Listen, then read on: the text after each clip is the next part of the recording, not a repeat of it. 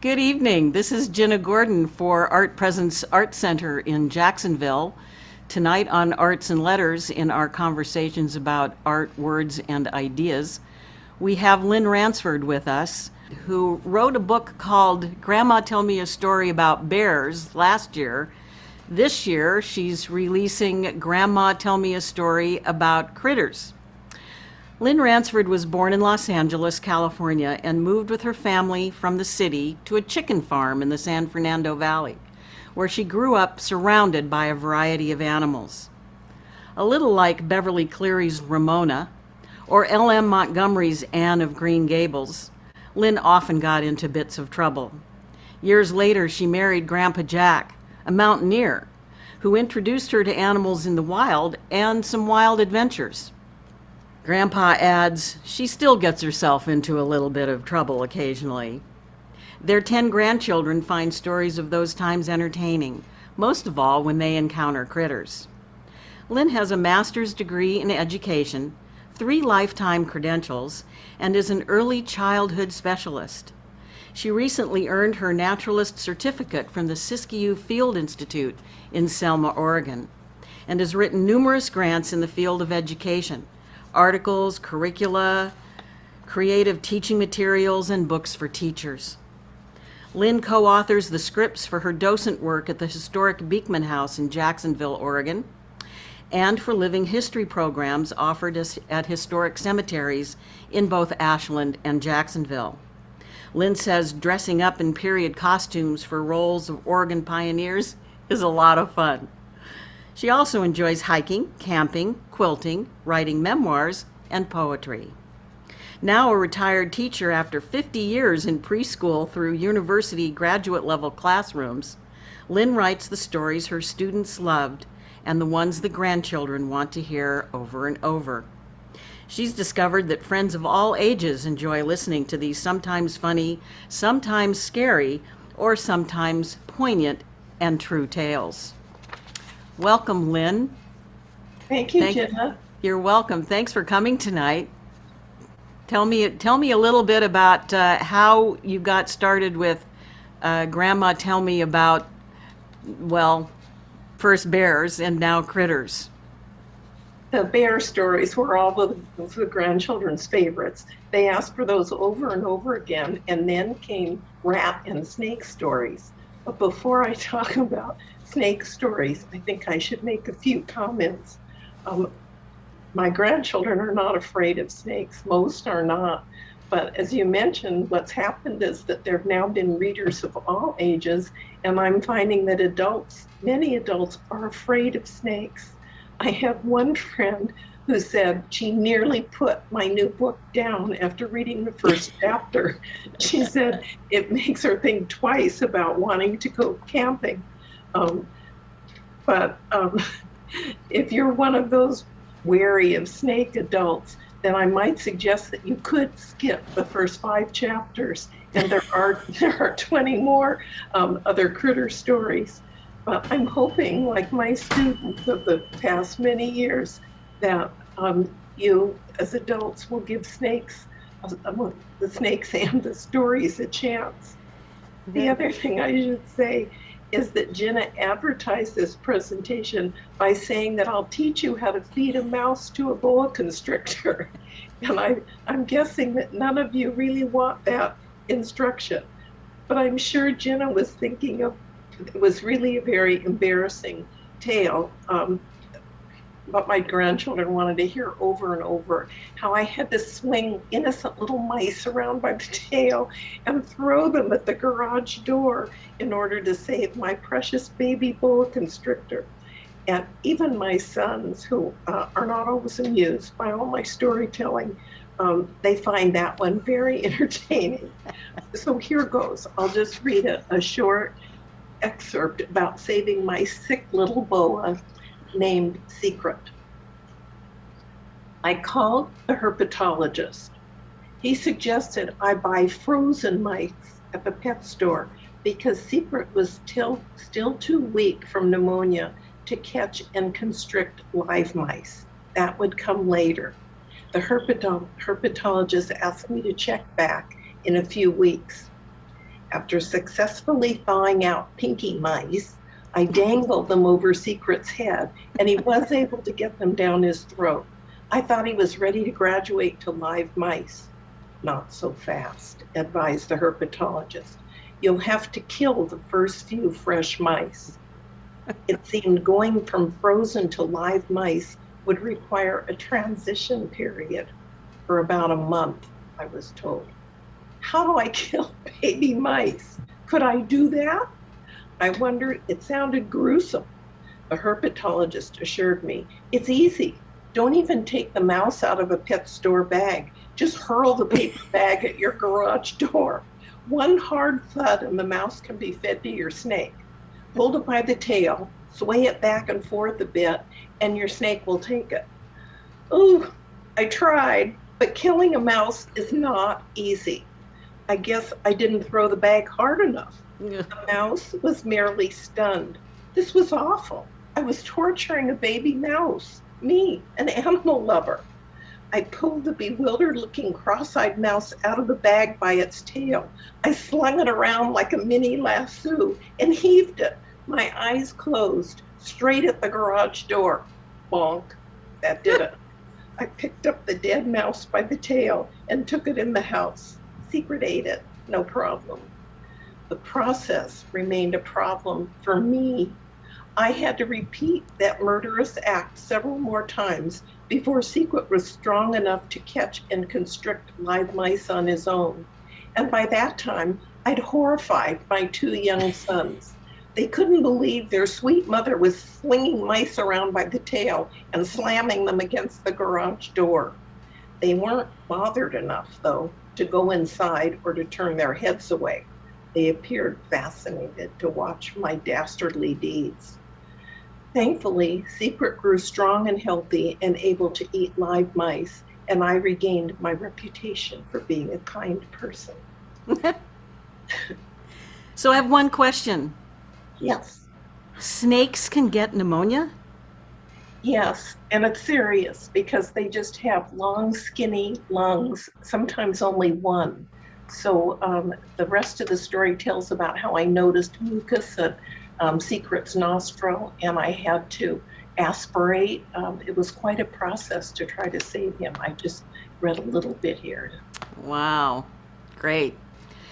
So I want to, before you go on, I'd like to remind everyone that the chat window is open, and so if you have anything you would like to say, or a question you have, like anything like, do snakes get pneumonia, please feel free to type out your questions and I will fit them in as much as I possibly can. We have a lot of stories because there are a lot of stories, and of course Lynn wants to read them all. So please do send me a note if you want to say something. So please continue. The next story is a little bit nicer, but it does contain a bit of drama as well. It's about Sally, the salamander. There is beautiful camping all along the California coast. One of our favorite family spots was Refugio State Campground. It had beach access, of course, but it also had a creek at the other end of camp that beckoned little boys to explore. Fast-moving rivulets among the smooth rocks were ideal for leaf boat races. Quiet pools of water displayed all sorts of small snails scuttling along the bottom, and an abundance of boatmen and water striders walking in jerky motions all across the top of the water, every which way. Butterflies floated in the air, iridescent dragonflies flitted and darted, aiming for the water, then zipping to the sky. The creek was like a fairy tale, an idyllic riparian environment, lush with ferns and greenery and large, thick-branched trees. Best of all, critters could be found by overturning rocks at the water's edge. Imagine lifting off the roof of a busy subway, all sorts of creatures skittering and swarming this way and that, beetles, centipedes, worms, spiders, sand fleas, and if you hit the jackpot, a salamander. Salamanders are beguiling, I don't know if you can tell, with big buggy eyes that stare right at you. They look at you curiously, innocently, sort of like they're wondering what comes next. They have cute little slightly pointed noses and 4 adorable pinkish or sometimes yellow tinged toes on baby hands and feet. Salamanders are defenseless, no teeth or claws. All they can do is hide to keep safe. Please, Thanks please, anyway. Mom, our boys beg. Can't we adopt one? Just take one home? We'd be so careful with it. No, salamanders need to be where it's cool and damp. They eat lots of live insects. Catching that many bugs a day and making sure the insects stay inside the salamander cage, oh, there's Sally, salamander, would be a real chore. Salamanders belong in their natural environment. One wouldn't live at our house, I'd firmly explain. But then later I discovered that I was wrong. I learned that salamanders could live 10 to 15 years in the wild and 20 or more years in captivity. Who knows how or why the boys caught me at a weak moment one year. I finally gave in to their pleas and permitted them to bring one salamander home. They named her Sally. Reddish brown, 4-inch long Sally ate all the ants and bugs the boys caught. She couldn't seem to get her fill. She grew fat and saucy, marching across the kitchen linoleum on slightly raised legs, preventing her round belly from touching the floor. She didn't care for the carpeting much and seldom worked her way across the rug. It was slower going on the carpet, and she paused now and then to shake a leg as if she wanted to rid her foot of some unwanted debris. The boys kept a careful watch over her travels. She could cover a surprising amount of ground if you didn't keep an eye on her. After a few years, Sally got more adventurous and accustomed to the different walking surfaces. She was faster, and over time, the boys must have gotten more lackadaisical about their supervision of Sally. Tragedy struck. Sally walked across the living room carpet and stepped into the electric outlet on the floor. Zap! Damp amphibian Sally was electrocuted. In tears, the boys came to me, holding out Sally's motionless body. I laid the small form on a paper towel on the kitchen counter and instructed the woeful-looking boys to prepare for Sally's funeral and backyard burial.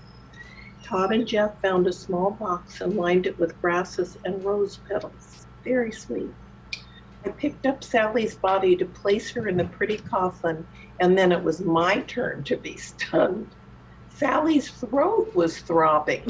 The little patch of smooth skin under her head was definitely moving in and out. We were overjoyed. Sally had evidently been in reptile shock, amphibian that she was. She recovered. For several years after that shocking incident, Sally marched around the house as usual, but only on 3 legs. A leg that stepped into the floor socket shriveled up and was useless to her. Todd and Jeff never let her out of their sight, and Sally lived a long time, as salamanders are known to do. That's great. We had other amphibians in our midst too. Jenna, I can't read all 3 stories about Ted and Linoleum, our toads, but I picked out a few parts of there were, I think, a total of 3 chapters on Great. the toads. Let's hear about Ted the Toad.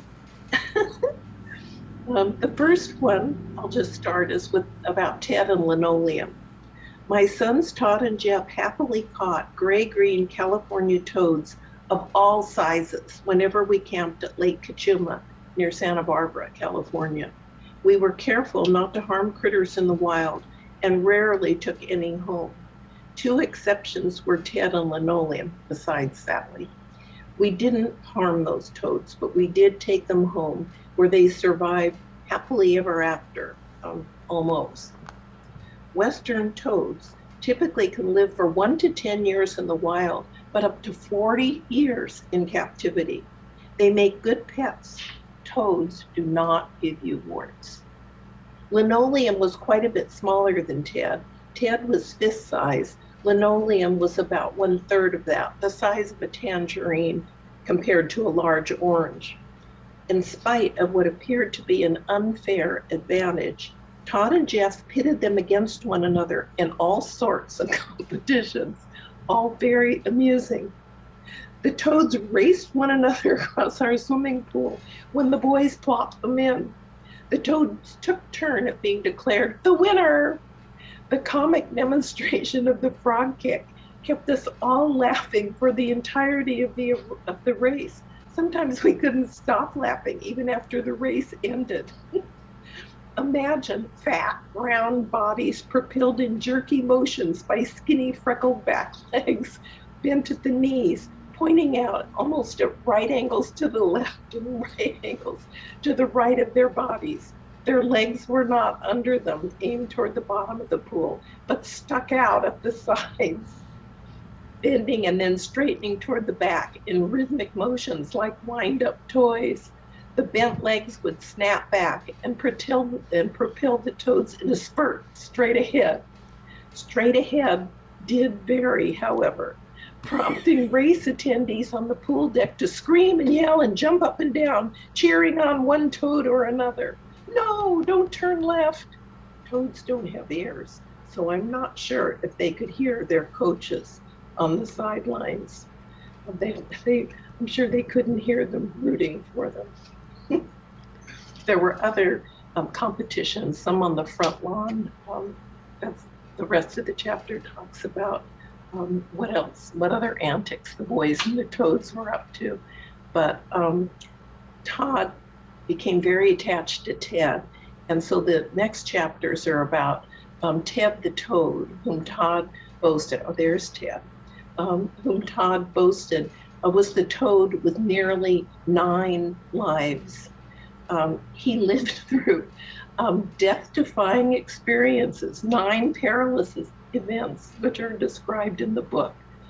There was the broken leg fiasco. That's a short one. Yeah, I should read broken leg. Yes, I want to hear about a toad with a broken leg for sure. Mom, don't you remember Ted visited your preschool and one of your kids playing dress up stepped on him with a high-heeled shoe? It didn't remember. I must have repressed that one. Todd insisted. You put a splint on Ted's broken leg made out of popsicle sticks and masking tape. I couldn't recall. Todd swears it was true. He assured me that Ted's leg healed with no problem, though Ted was pretty laughable, hobbling around with a lopsided gait, like a pirate, dragging his peg leg behind him. That was Ted's close call, number 2. And he lived through, what was at least 7 more death-defying experiences after that. Ted actually went off to college with Todd. And there are lots of funny stories about Ted on the USC, University of California campus, eating roaches, falling off a balcony, his visit to the biology department. So I can't read all of Ted's adventures in an hour. Can I ask you a question? Sure. Toads don't have ears? No. I'm learning all kinds of things tonight. So they have a little membrane on the side, each side of the head, and it probably picks up vibrations. Uh-huh. Because we know they can react to a dog barking, for instance. They'll freeze. Uh-huh, okay. Great. But they don't come when called. You have to put them on a leash. So, are you ready for the cricket story? Well, I can go on to that, or should I read about Ted going off to college? Oh, read about Ted going off to college. Indeed. Okay. After about 8 years of Ted the Toad being an important part of our household, living in his muddy terrarium in Todd's room, it was time for Todd to go off to college, to say goodbye to Ted. Couldn't do it. Todd asked if pets were permitted in the dorm. Not allowed, only fish. Todd reasoned that Ted did live in an old aquarium like a fish would, but Ted's enclosure was one that wasn't filled with water and so should be preferable for a dorm room. No chance of leaking or spillage. Therefore, both Todd and Ted headed off to USC. It turned out that Ted was more than welcome to stay. His presence was found to be highly desirable on an old campus in the middle of the inner city. The dormitory was infested with cockroaches. Ted flung out his long, sticky pink tongue and flicked a roach into his mouth the minute Todd plunked one into his cage. While he was in his room studying, Todd let Ted roam freely, hopping here and there, searching for cockroaches to his heart's and bulging stomach's content. Visitors began to notice no bugs were crawling around Todd's dorm room as they did throughout the rest of the building. It wasn't long before Todd's friends asked if they could rent Ted. I have no idea if there was an actual charge for his services. I do know that all went well until Ted was returned one night, apparently feeling quite ill. He slowly crept to his water dish, climbed in, and stayed there, not moving. Did he overeat? Toads can be quite gluttonous. When Ted was still in his water dish the next day, Todd was concerned. After inquiring, he found out that the friend's roommate had earlier sprayed insecticide in that room. They concluded that Ted must have ingested a cockroach that had been sprayed but somehow survived. Ted remained in his water dish for several days, then emerged, crawled around his terrarium, and seemed fine. Evidently, he was able to soak out the toxins. It seems that Ted was going to live on, I think at that time it was life number 6. But worse than that close call was his tumble from the 3rd floor balcony of the dormitory. Todd planned to have a big party in his dorm room and worried that Ted's aquarium, even in a corner spot, might get accidentally kicked and broken. Todd placed the aquarium outside on his small balcony where he was sure Ted would be safe. It proved not to be so. When Todd went out to retrieve Ted the next day, the aquarium was on its side and no Ted. Ted was not on the balcony. The small drainage hole was far too small for a big toad to have squeezed down. The only escape would have been under the metal railing and over the side, falling to the ground 3 stories below. Todd peered over, dreading what he expected to see, but there was no sign of a flattened toad on the sidewalk.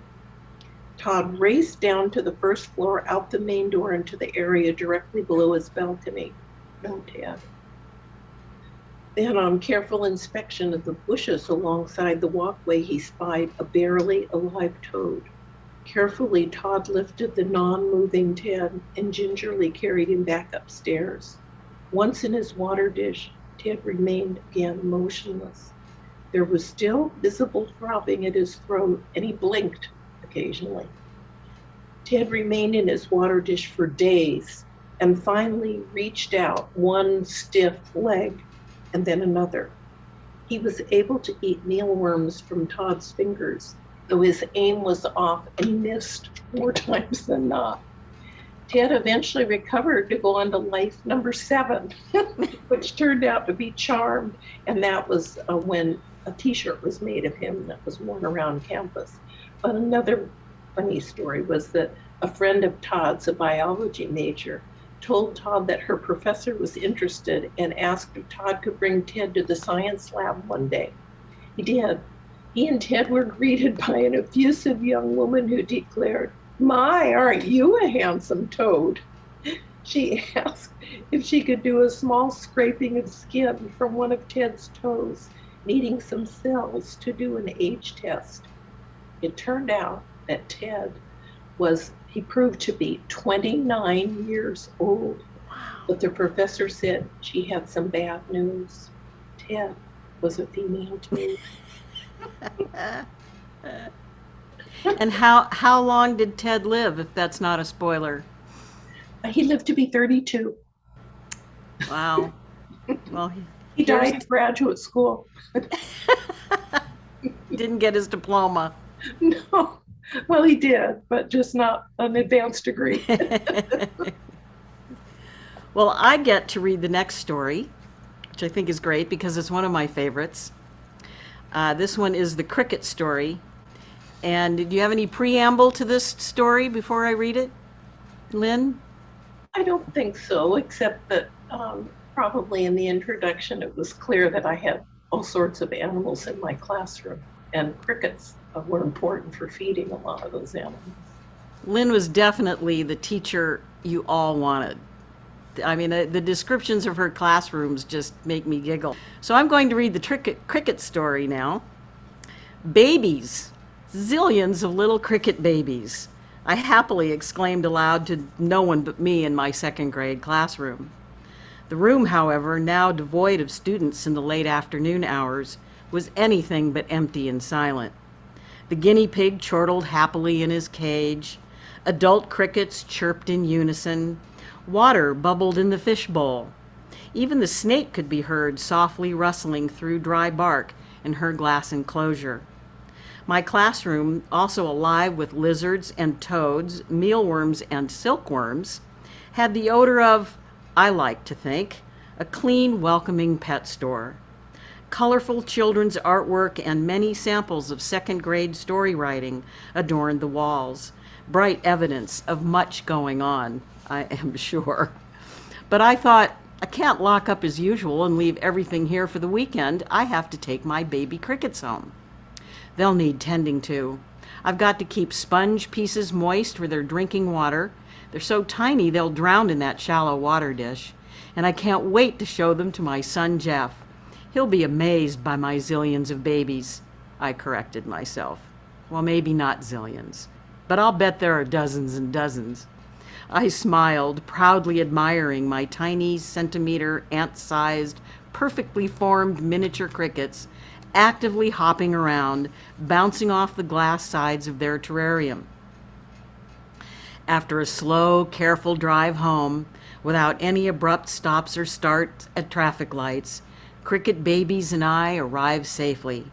With my purse over my shoulder, I eased out of the car and closed the door quietly so as not to jar the little ones.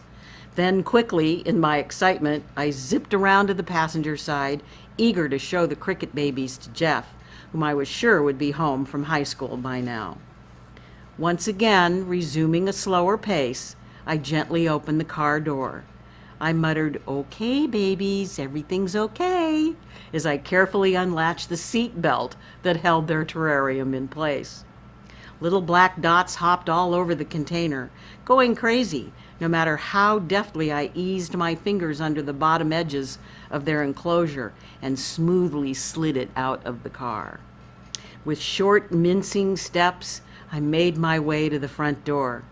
Supporting the aquarium, holding it against my body with my left hand and partially with my right, I was able to free my right thumb and forefinger to make a slight turn of the doorknob. The door opened easily, and there was Jeff, hooray, just as I imagined, stretched out on the sofa, facing me as I entered. "Jeff, wait till you see my babies." My son raised his eyebrows and gave me that unsmiling but neutral, ready for everything look that said, "What now, Mom?" "Wait till you see my baby crickets.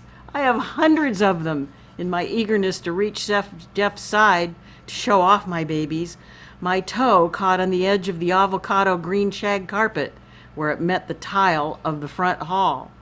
I gasped, and so did Jeff. What happened next is a blur. Looking ahead to catch my footing, I saw Jeff's wide-open eyes suddenly scrunched close, his brows furrow, his lips pressed together, his relaxed features now squeezed tightly as if to shut out the unfolding disaster. Oh no! In my stumbling over the rug, the screened top to the dry aquarium flipped off. The enclosure tilted forward in an angle too precarious. Zillions, or was it just dozens, of baby crickets and their parents disappeared instantaneously into the shag carpet, hopping as if the thick green fibrous strands were a field of grass. On hands and knees, with fingers cupped so as not to squash the scratchy, wiggly insects, I was able to retrieve some adult crickets, but the majority made it into the rug or the unlit fireplace area, while others scooted under the sofa or into the kitchen. So much for my baby crickets. I'd lost them all. I could tell that Jeff really wanted to laugh. He put his hands to his mouth to stifle what I thought sounded like fake coughs or muffled chuckles. Actually, I suspect it was a combination of feelings, of amusement at another of his mother's goofs, at the feelings of horror, the feelings of horror at the thought of all those bugs loose in the house. Sorry about your cricket babies, Mom. That's too bad. Amazingly, it didn't turn out to be so bad after all. I was able to raise more cricket babies with the adults I'd picked up from the carpeting. And cheerful cricket chirpings were now heard at home as well as in my classroom. Crickets bring good luck, I'd tell my children and my students. The Chinese keep them in little cages as household pets and reminders of good fortune. Sometimes it was a bit embarrassing for both my sons, Todd and Jeff, when they had friends over to visit. Cricket chirps were often heard in the house, loud and clear, too distinct to be outside sounds. Jeff would tell guests, "Don't worry, those are my mom's fireplace crickets, talking to the kitchen crickets." For years and years, the descendants of those dropped baby crickets had nightly conversations from room to room. We moved away from that Huntington Beach house, but for all I know, the crickets may still be there, talking to one another. And Jenna, you asked that I might read a bear story from the first book. Is this a good time to do Sure, that? absolutely. Again, I don't want to run out of time here, but there was one year that Grandpa Jack and I camped at Denali National Park in Alaska. When we first arrived, we thought we would explore the area around our campground. Oh, there, that's the first book. And we were going to take a hike.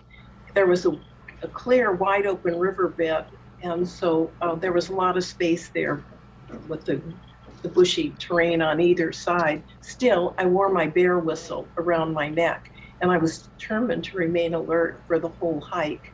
Grandpa Jack said, "Just as long as you don't surprise a bear, make some noise, let him know you're there, wave your arms to introduce yourself, and you'll be just fine." To make sure I didn't surprise any bears, I held my whistle to my lips at all times, tweet, tweet, tweet, with every breath as I hiked along. There was beautiful pink fireweed growing shoulder high and big bushes covered with snowberries everywhere, but no bears. So when we returned to camp, we decided to sign up for a ranger-led hike the following day, and that was when we met Ranger Dave. So I'll just read a little bit about meeting him. Ranger Dave informed us that you are never to run from a bear. He stressed that before we began our hike. We needed to know what to do and not to do if we met a bear. We must stay together as a group. The more of us there are, the bigger we appear. As fearless as grizzlies are, they are not likely to attack a group. A single person separated from a group, on the other hand, would appear to be easy prey. He reiterated what Grandpa Jack had told me.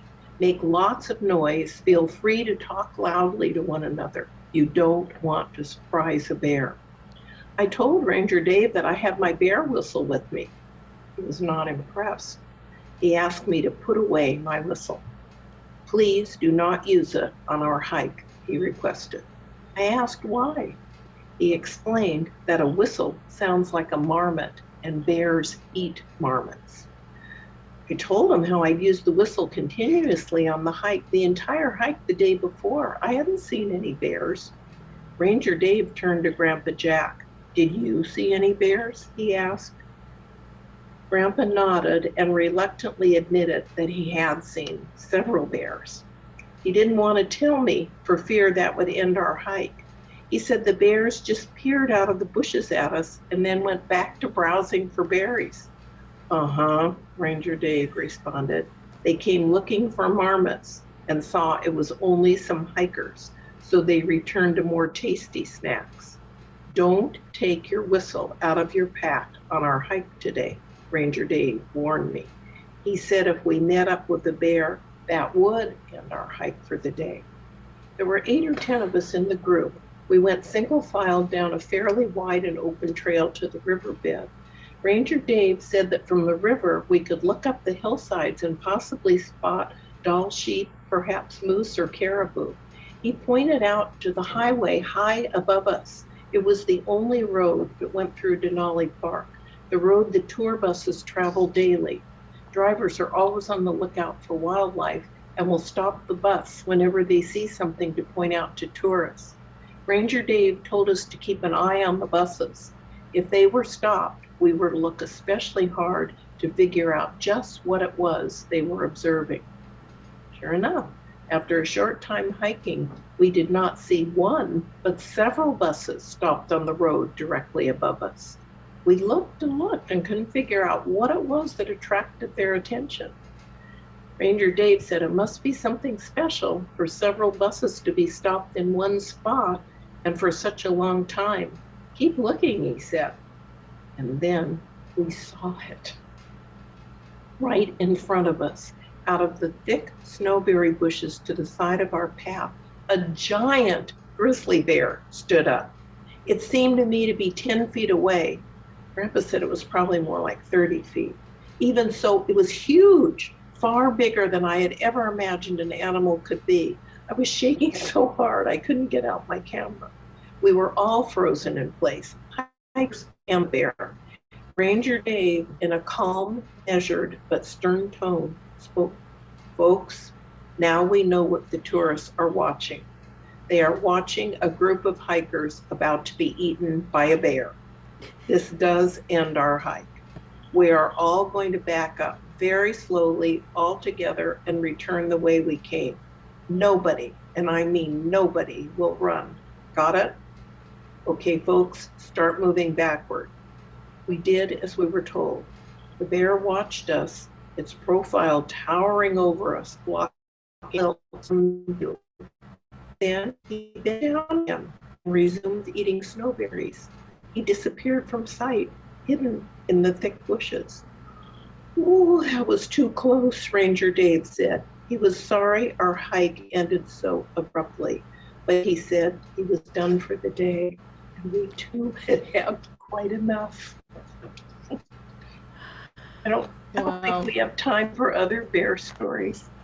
No, I don't think so. But I'd love to hear about your the octopus story. I think is the next up. Let me see. Let me find out. Is that not right in our list here? Yes, that one's always a little bit hard for me to read, but it's a short one. My boyfriend, Ronnie Cooper, and I had a baby octopus as a pet for a while. Ronnie was my boyfriend in 6th grade. He was 6 inches shorter than I, but so cute. We went to different schools for junior high and didn't see one another for years. Then we met up again in high school when we were 16 and 17. By that time, I was the one who was 6 inches shorter. Ronnie wasn't what the girls called cute anymore.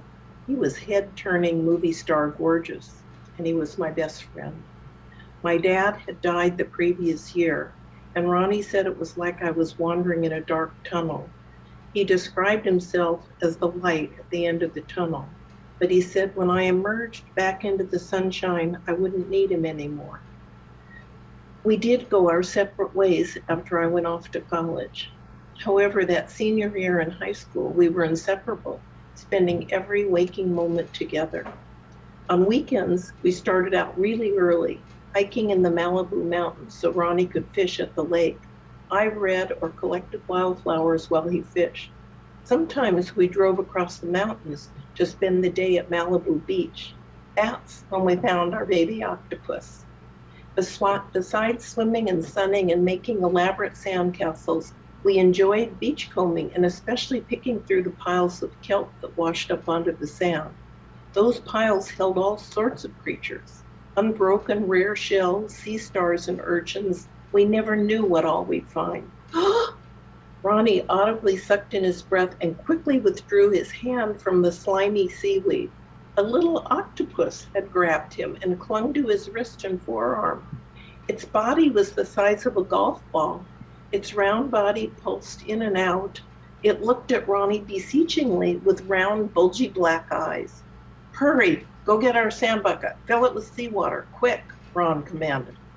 I followed orders very carefully as Ronnie submerged a little critter into the bucket.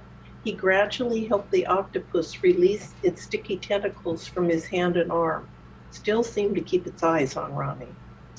Was I surprised when Ronnie announced, "We're taking him home. We'll set up a saltwater aquarium and take care of this baby." We filled up every container we could find with ocean water and drove home slowly and carefully. Ronnie repeatedly asked me, "How's he doing?" The little guy, or was it a girl, was doing just fine, but still looking worried, I thought. As soon as we got home, Ron rushed around to set up an aquarium he had in the garage. He put it on the desk right next to his bed. He installed an air pump and some sort of filter. The octopus will need oxygen circulating in the water, Ronnie explained. We looked up all we could about maintaining saltwater aquariums and keeping an octopus in captivity. That was in the olden days, in the 1950s, before computers and smartphones. There was no notion of Googling anything, downloading apps, or listening to any iPods. We thought we were fortunate to have an encyclopedia set available. We checked out books from the library and talked to pet store and aquarium owners. We learned that a saltwater aquarium is much more complicated to maintain than freshwater ones. Keeping the temperature cool enough was a big issue, and keeping the tank clean was another. We would have to go to the ocean often to get fresh salt water. The octopus needed live food. I think we fed it guppies. I don't remember for sure. We found out that octopi don't live very long in captivity, maybe a few years at most. But Ron was determined to keep this baby and take good care of it. Octopi are intelligent, and they demonstrate affection for their human owners. Our baby rushed out of its flower pot hiding place every time Ronnie entered the room. It seemed to hide from other people. When Ronnie or I put our hands into the aquarium, it came to us and stuck around to be gently stroked. It literally attached itself to us by its tentacles with the many suction cups, and we became quite attached to our baby octopus. We rushed home from school every day and darted in the door to check on our pet. It zoomed out of its corner hiding to greet us. One day I remember we were particularly anxious to get home to see how it was doing. The temperature that day was unusually warm. It was hot, too hot, and how very sad it turned out to be. Our octopus was floating limply toward the top of the tank, not dead, but noticeably weak, clinging to us with very little strength. He died soon after that. Ron was a tall, muscular, macho football player and an I'm in control kind of guy. What most people didn't know was that Ronnie was also kind, gentle, and sensitive. He sat down on the edge of his bed, elbows on his knees, his handsome face hidden behind his hands, and he cried. That one always makes me sad, but I think for my friends who tell me that it's their favorite story, I think it must rekindle memories of everyone's first love. Yes. And I don't Very know. touching story. Yeah. We have about 9 minutes. You have time for at least time for the Suzuki story, Well, I that's, believe, if that's what you want, or anything that you want to read.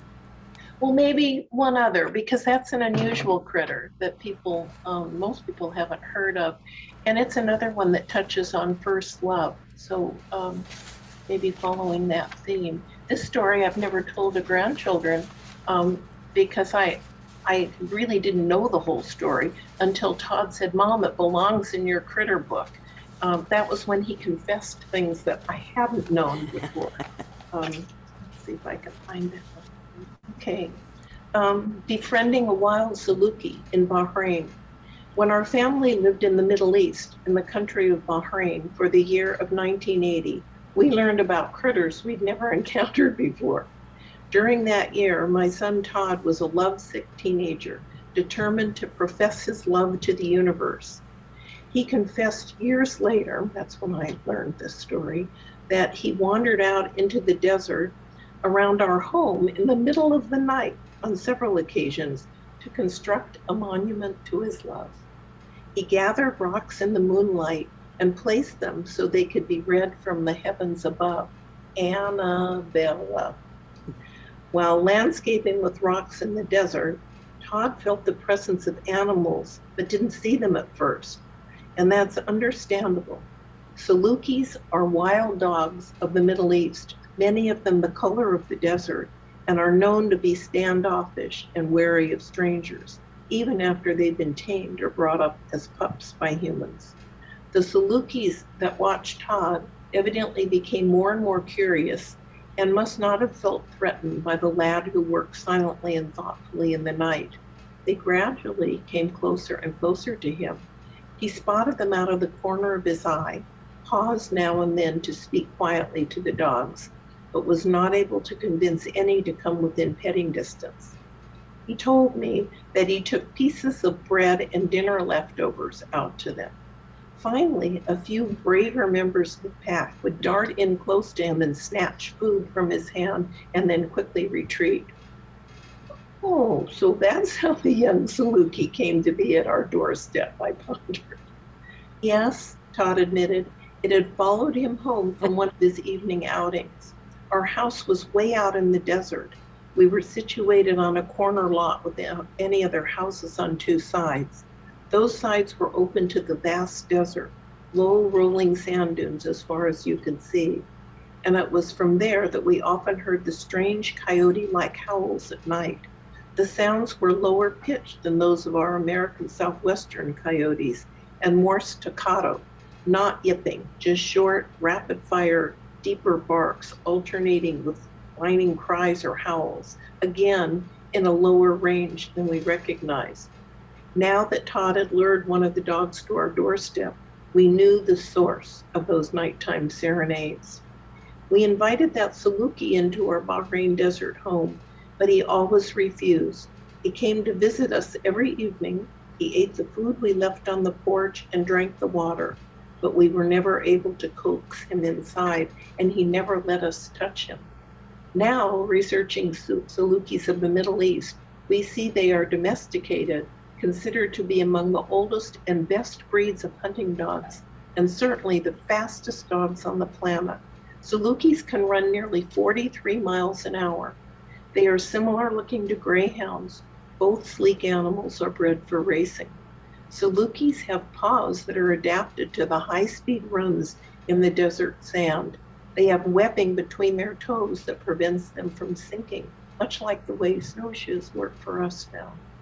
Years later, we can still clearly picture the large, warm, inquisitive eyes and floppy ears of that sweet, light gold-colored slim dog that came to see us. I wonder how long he continued to come to the house after we had gone. I do know that with the Saluki's reputation for hunting, for needing little water, and for being able to run for long periods of time, he was surely never hungry or in need, unless it was for some human connection. I wonder. That's wonderful. Thank you so much. You're welcome. So fun to hear you read.